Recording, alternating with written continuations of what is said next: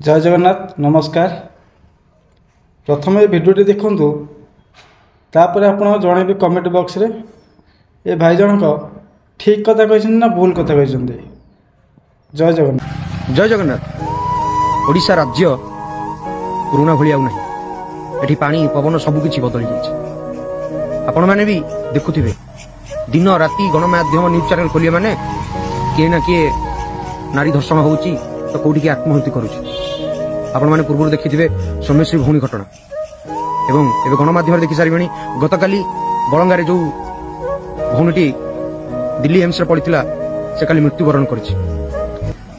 एवं ओडिशा सरकार निज दोष लुचेइबाकू जाए ओडिशा सरकार निज दोष लुचेइबाकू जाए आज दोषी मानू खुलम खुला छाड़ी दौरान एक कथा मुझे कहूनी से कहते काली जी बेले से भौणी मृत्युवरण करथिला माने इतने बड़ राजनीति कथा मुझे जानी पारनी। काली जिते से भौणी मृत्युवरण खबर प्रसारण गणमाध्यम रही सांगे सांगे मुख्यमंत्री महोदय आसते ट्वीट करदे सांगे सांगे पुलिस प्रशासन सांगे सांगे आसी गोटे लंबा ट्वीट मारदेला जे आम शेष पर्यायर तदंत सरी एवं जनसाधारण को अनुरोध करुचु कि या ऊपर कौन मंतव्य देवे ना।